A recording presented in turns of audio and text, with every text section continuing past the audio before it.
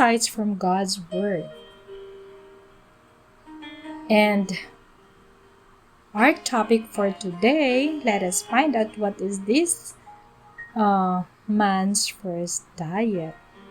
And it will help us on how to prosper our health. Kailangan natin, lalo as sons and daughters of God, na malaman kung ano itong mga bagay na makapag-prosper sa ating kalusugan, or how to prosper our health.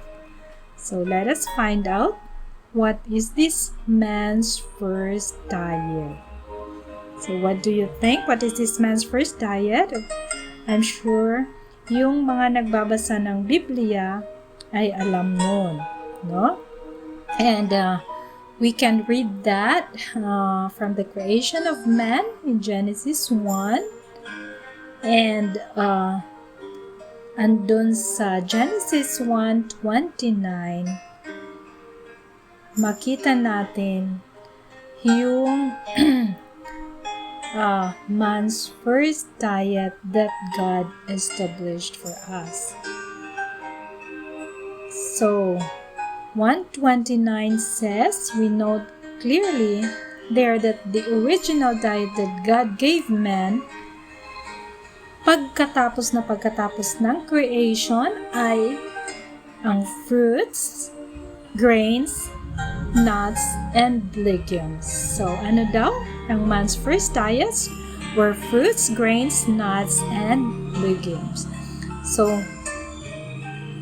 makita natin na walang sinuggest na meat, no?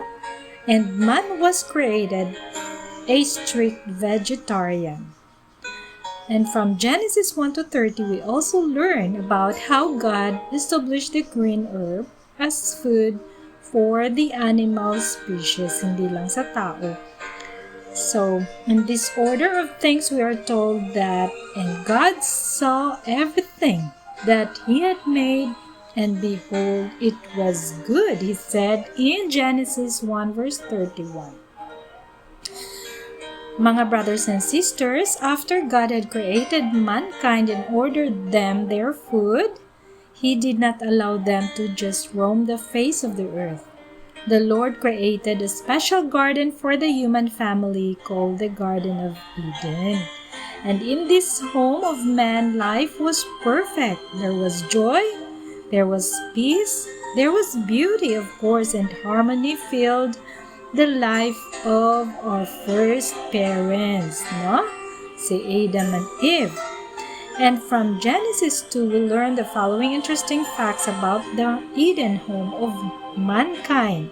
So, you can read and study that for yourself. Read the chapters of Genesis 2, or chapter Genesis 2 and the verses, And you can see that the utopia that mankind experienced in the Garden of Eden did not continue forever. And in Genesis 3, we read about the sad story of the account of our fall, and we learn about how Satan deceived our first parents to partake of the tree of the knowledge of good and evil. And you can find that in Genesis 3 verse 1-6. And one of the consequences of man's transgression, we know, was the curse of the ground.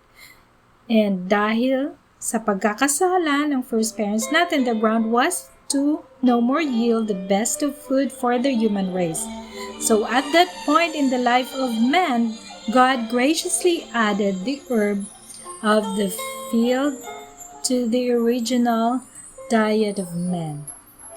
It is important to note that even after the fall, the diet that God allowed to mankind to partake was still a strict vegetarian diet comprising now of fruits, grains, nuts, legumes, and vegetables, or legumes. I don't know how to pronounce it.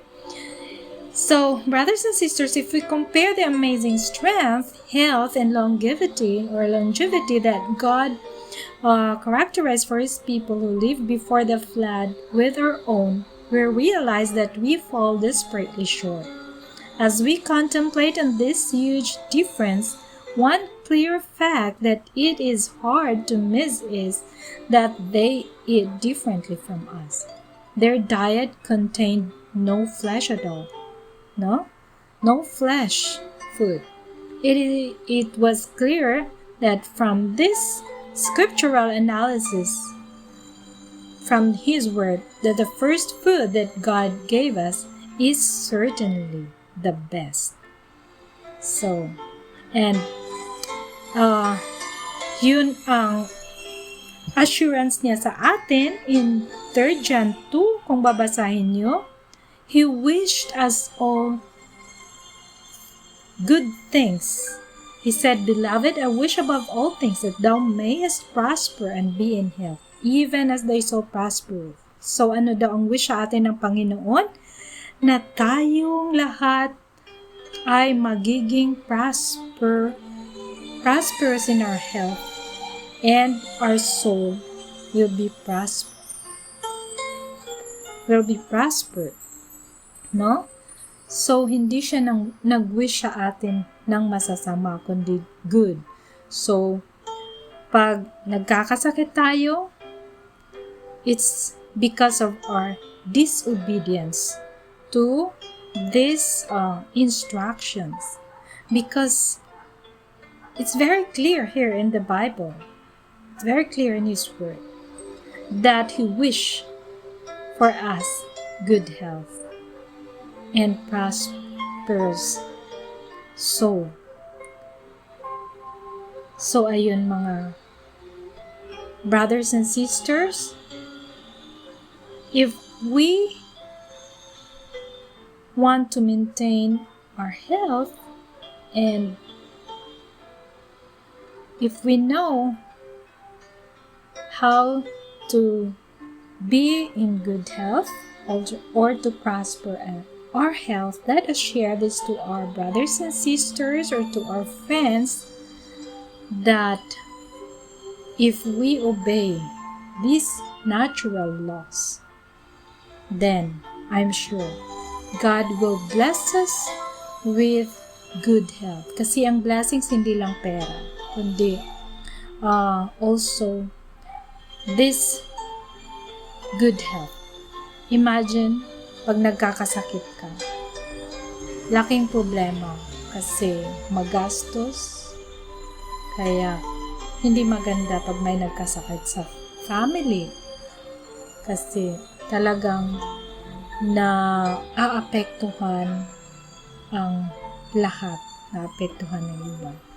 Kaya if we want to maintain good health, then nasa sa atin, no? Kung susundin natin ito, Eden diet na vegetarian diet. Yan lang ang masishare ko today. I hope to see you next videos. May God bless us all and your health.